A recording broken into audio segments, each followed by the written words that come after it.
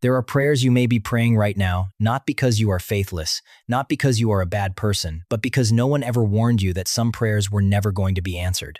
And one of them may be quietly holding shut the very door God has been trying to open for you.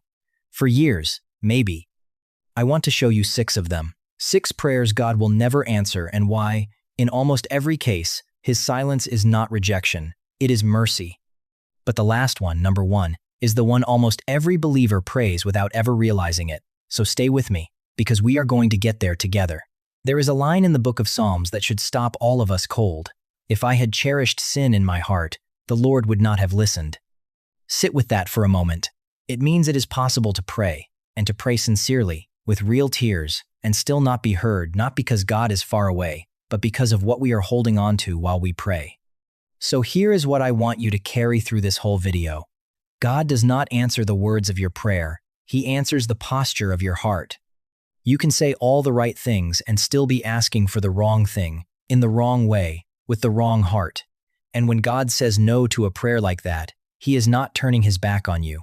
He is protecting you from the answer that would have cost you everything. Let me show you the 6. We will start with the one that is easiest to admit, and we will end with the one that hides the best. Have you ever asked God, in so many words, to make someone pay? Maybe you never said it out loud.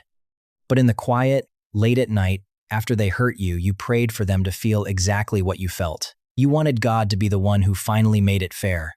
That is number 6. The prayer for revenge. Lord, give them what they deserve. And I understand it.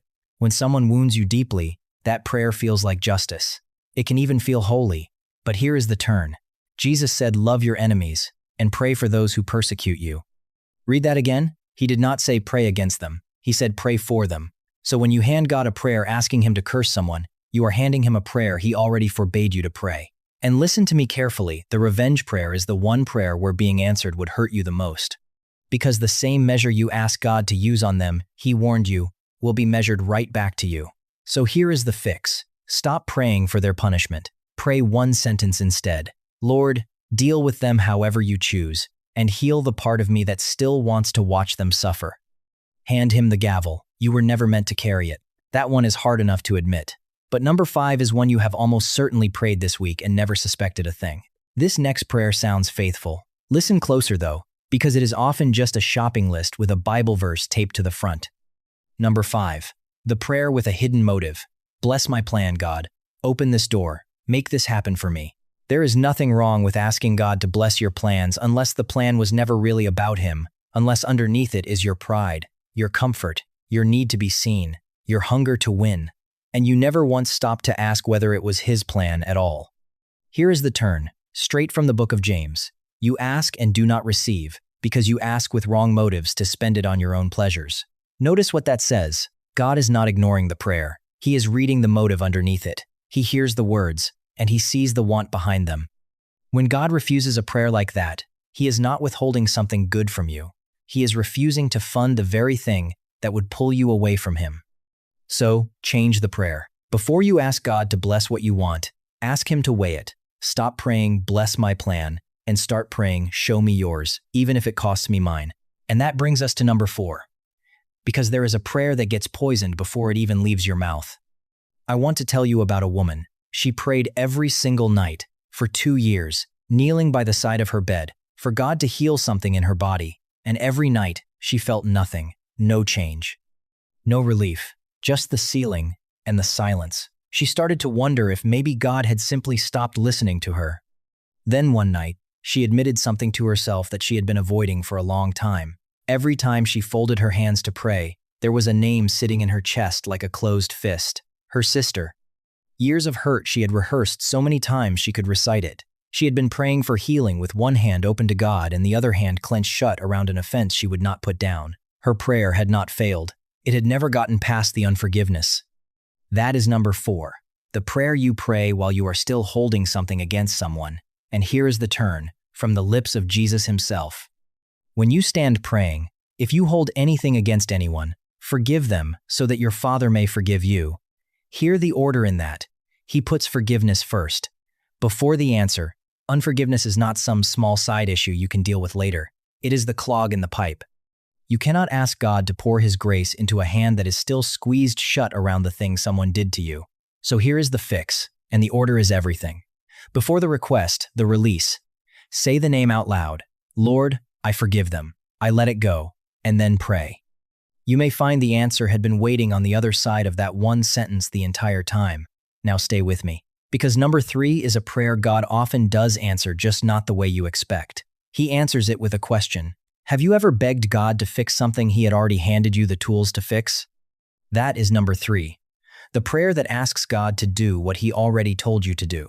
God, fix my finances while you refuse to change a single spending habit. God, heal my marriage while you will not say the hard, humble sentence you already know you need to say. God, give me discipline while you stay right where you are sitting. There is a moment in the book of Joshua that should shake every one of us. Joshua is lying face down on the ground, praying, grieving, crying out to God after a defeat. And God answers him, but not with comfort. God says, "Get up. Why are you lying on your face?" There was something in the camp Joshua needed to deal with. Heaven was not waiting on God that day. Heaven was waiting on Joshua. Sometimes the most spiritual-looking posture in the world is just a hiding place, and some prayers go unanswered because they were never meant to be answered by God. They were meant to be obeyed by you. So after you pray, ask God one more question. Lord, is there a step you are waiting on me to take? And then take it. Do not pray against your own obedience. Now, if even one of these has already been your prayer, I want you to do something simple. Type 3 words in the comments below. Search me, Lord. That is all. I read every single one of them. And then stay with me, because the next 2 go deeper than anything we have touched so far. Let me tell you about a man. For an entire year, he prayed for God to save his business, to prosper it, to make the numbers work. He called those prayers faith. But the business was built on a lie he refused to fix, and he knew it. Every quarter the lie grew a little bigger, and every morning he bowed his head and asked God to keep it standing. God had been telling him, plainly, to make it right, and instead, day after day, he asked God to bless the very thing that was rotting underneath. He was begging God to prop up the thing God was lovingly trying to tear down to save him. That is number 2, the prayer that asks God to bless your disobedience. And the turn here is sharp. The book of Proverbs says, if anyone turns a deaf ear to God's instruction, even their prayers become detestable. Sit with that for a second. A prayer can actually become offensive to God. Not because prayer is ever bad, but because this one asks him to put his name on the very thing he already told you to leave. This prayer feels devoted. It really does.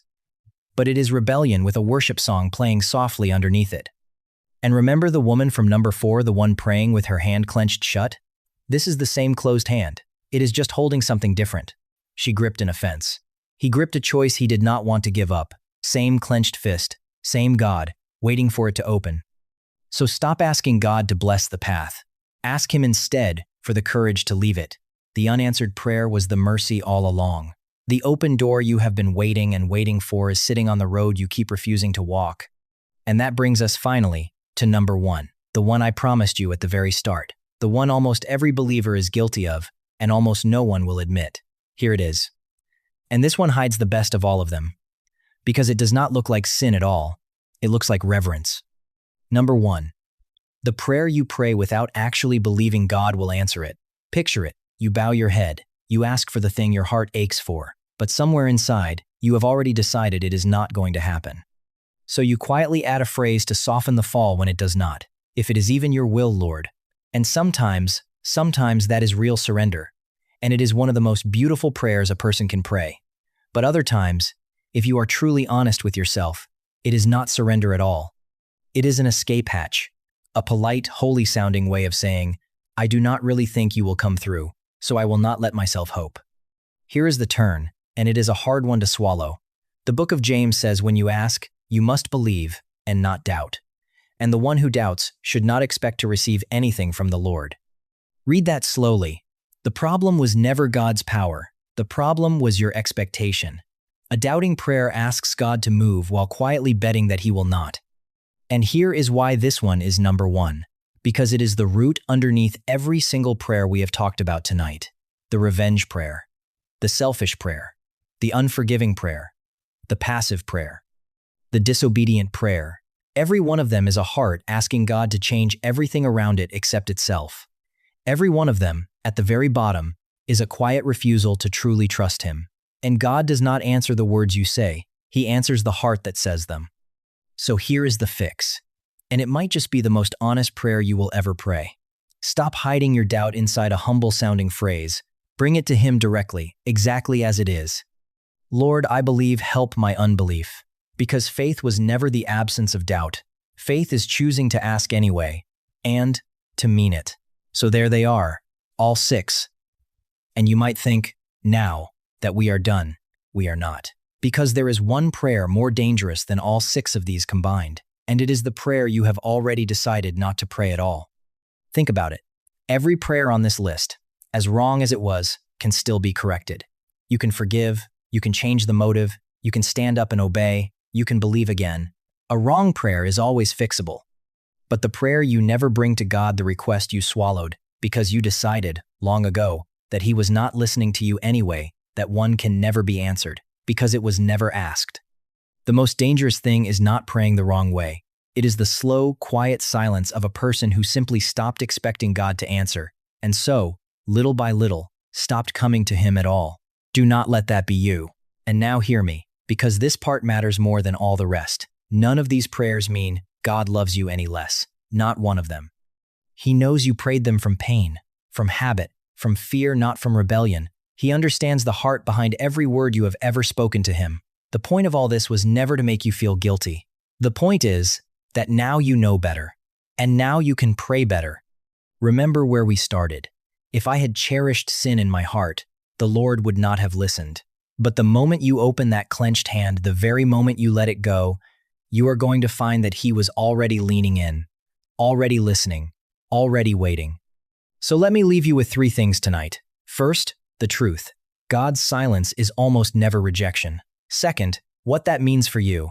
It is an invitation to change the one thing standing between you and the answer, and most of the time, if we are honest, that one thing is us. And third, the part I want you to hold on to when you lay your head down tonight. The prayer that finally changes your whole life may not be a new request at all. It may be the very same prayer you have prayed 100 times before offered, at last, with a clean heart and a believing one. So tell me, which of these 6 were you praying without realizing it? Leave the number in the comments below. I read them. And if this opened your eyes even a little, subscribe and share it with someone who needs to hear it tonight. Because somebody you love is praying one of these right now.